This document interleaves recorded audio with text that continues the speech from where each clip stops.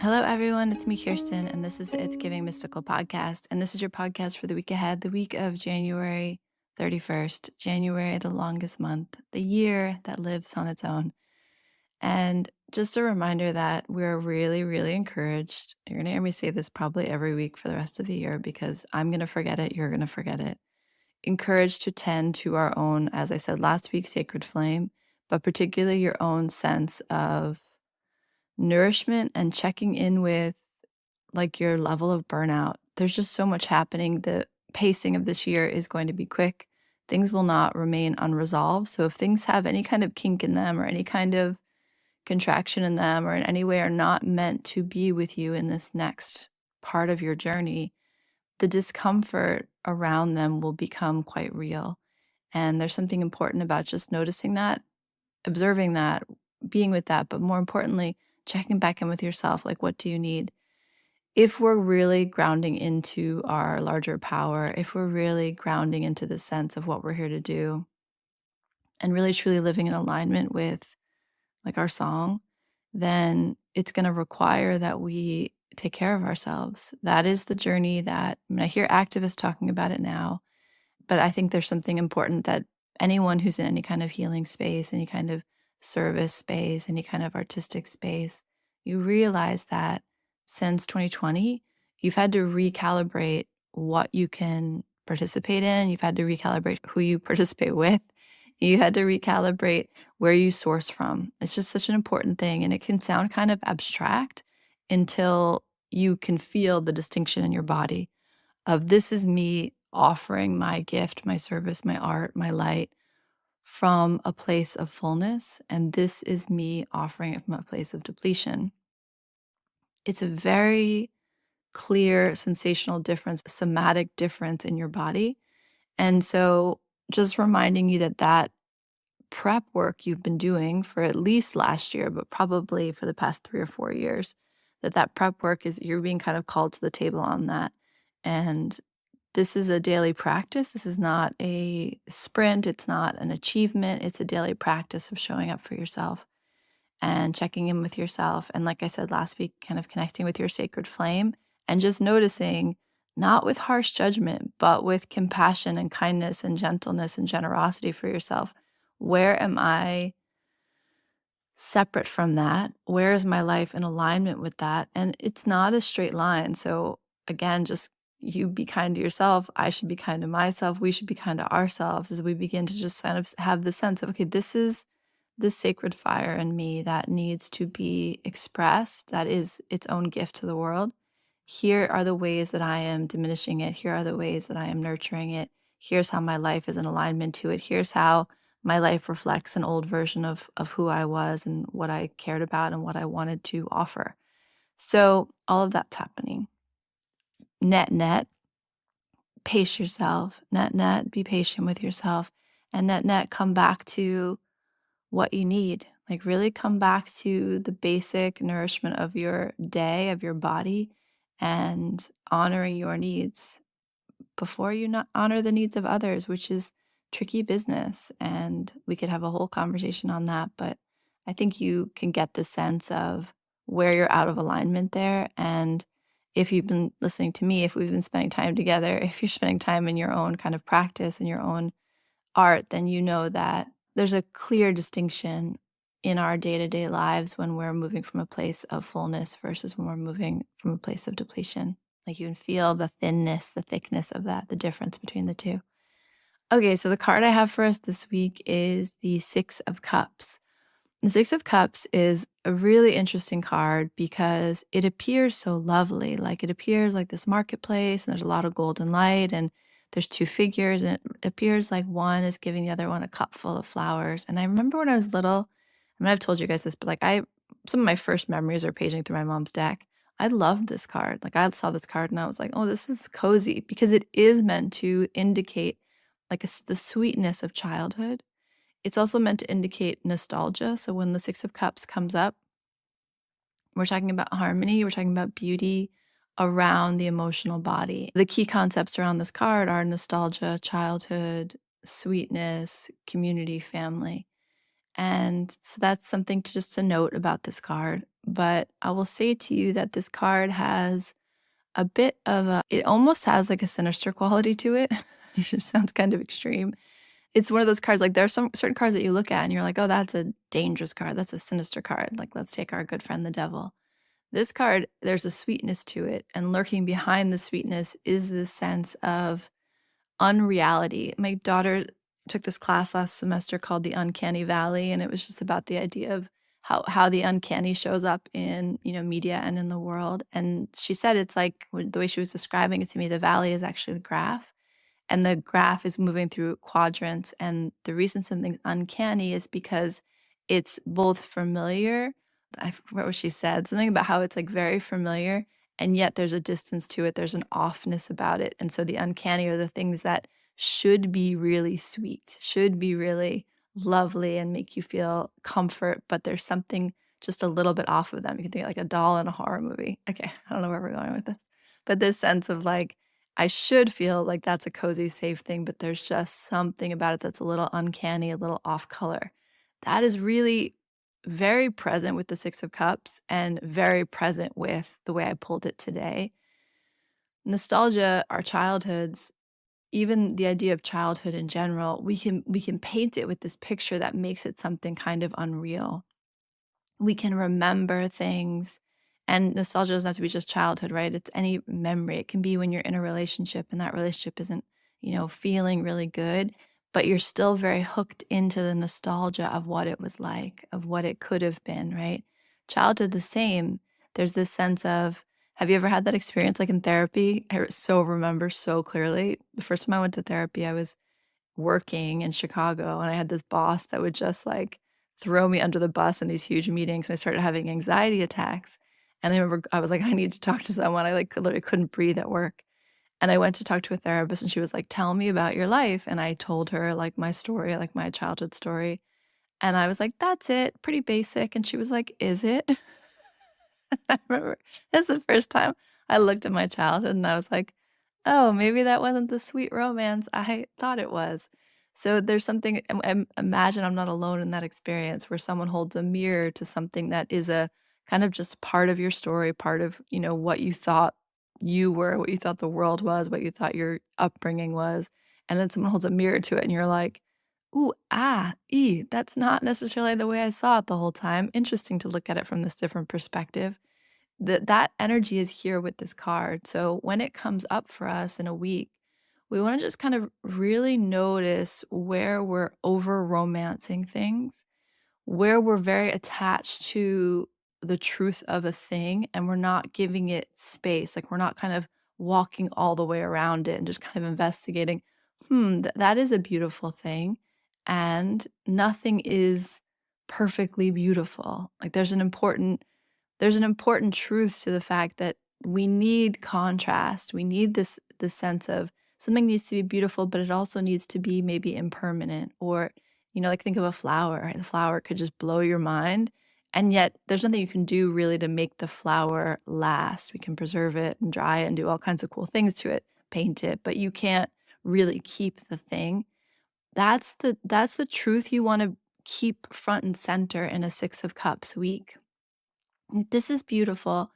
And then I also have an attachment to it being beautiful, or this was important, or this was sweet, or this was comforting. And now I also have an attachment to it being comforting. I would imagine there's a lot to be said in the world of addiction around that, right? Like this thing brought me comfort, it brought me ease, it helped me survive something. And then I keep going back to it, even when it stops being helpful, even when it stops being the fix, the cure, because I have an attachment to the time it brought me comfort. I have an attachment to the idea that that's possible again. So, Six of Cups it can be a little bit of like a heart achy card, maybe not heartbreaking, but it can kind of help you touch into the impermanence of things. It can help you notice where the story is just a little bit too sweet. And it can be, there's a dynamic in this card, right? So there's two characters. And what's interesting about the characters is that their scale is always a little bit off. So it feels like who's the child, who's the adult? It feels like Something's just, again, like a little bit uncanny, a little bit off about the image. Why is he giving her the flowers? Like, what's the dynamic here? So that's the other kind of important aspect of this card is this is a relational card. This is a dynamic card.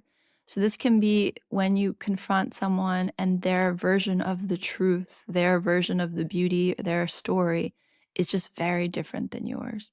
And there can be this kind of conflict, but also just dissonance of how can someone see something so differently? Like, so imagine your siblings, for example, or someone that you were raised with, and you're like, "This is the way it happened, remember?" And they're like, "That's not the way it happened." And then you're like, "What do you mean? Like, we just were in the same place. How did we see it so differently?" And that might come up in a Six of Cups week. You might have revelations where someone says to you, "Remember this thing?" And you're like, "That's not the way I remembered it." So memory is a huge part of this. And then the relational aspect, sorry, let me just touch back on that quickly. The relational aspect is noticing the gifts people are giving you, noticing if there are attachments. So, again, attachments is also a big theme here, strings, expectations attached to those gifts. So, just kind of noticing these exchange dynamics and what you're asked to collude with, what you're asked to agree to, what you're asked to, I don't know, kinda like nod your head at in the exchange of information, in the exchange of gifts, in the exchange of things. So, on the one hand, the nostalgia can be lovely. It can be like going back to a childhood place or a place you were young and being like, "Oh, this. Like, I really feel the part of me that lived in this time and what that meant to me and what, those people meant to me or those places meant to me, that story meant to me, that particular flavor of beauty, what it meant to me." And then so that can be its own kind of lovely experience. But there is something about just noticing when Yeah, noticing when there like, what's the truth of that? And then what's the attachment to that? And then what's the investment in that attachment? I think that's kind of the key part. It's like we are attached to our stories, we are attached, but we wanna be aware of how thick that attachment is, how invested we are in that attachment, right? There are certain things from your childhood that I can be like, "Oh, the jacket you loved, it was purple, not blue." And you'd be like, "Oh, that's so crazy, it was purple." But if I tell you some story about who your father was, all of a sudden that become your investment in the attachment to the way he was is much is a much more tender thing, a much more, like, substantial thing. And so there's something about kind of tracking that. Like this is the story, these are the beauties that I've loved in my life. That feels like it's not just a childhood thing. Like these are the beautiful moments I've loved. This is my attachment to that beauty and what it meant to me. And then here's my investment in the attachment. Like here's the amount of energy I'm feeding into the attachment.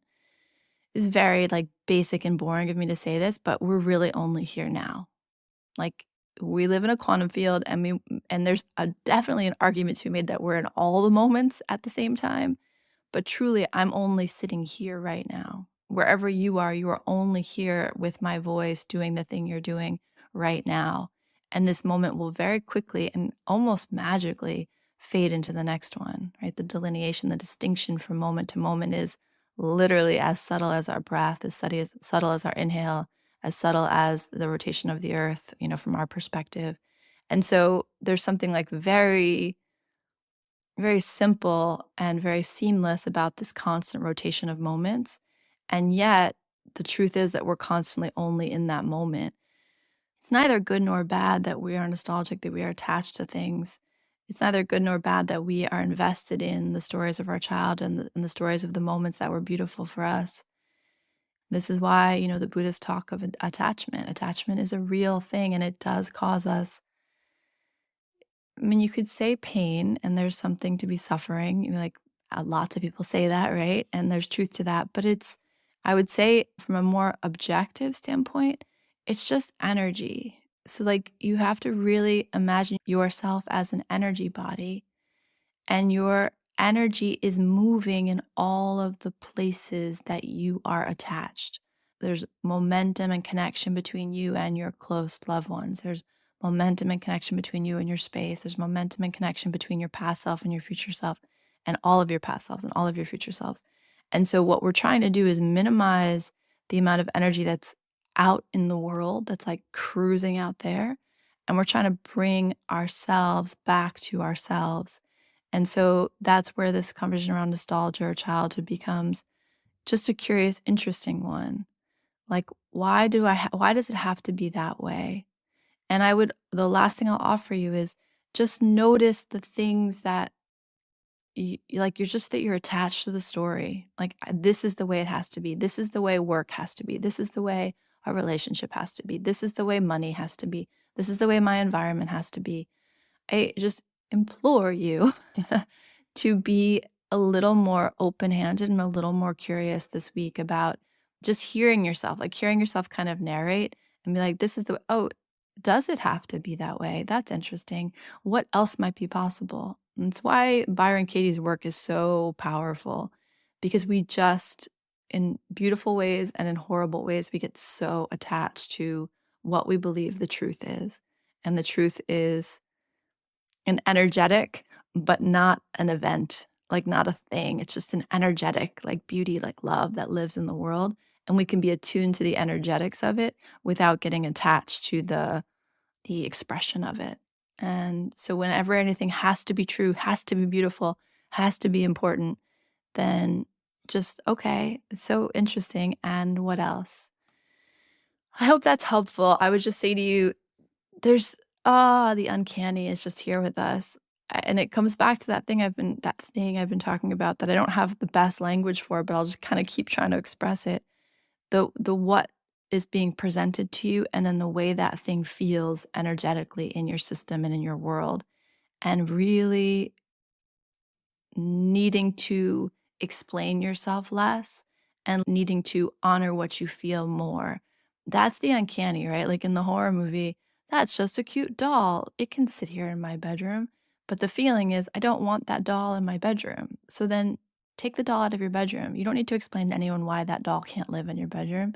Like, it's a kind of a silly example, but it's also not. Like, there's this thing and it looks like it fits. It looks like I should like it. It looks like it's beautiful. It looks like it's truth, but the energetics behind it are in dissonance that don't agree with that and strike you wrong, unsettle you.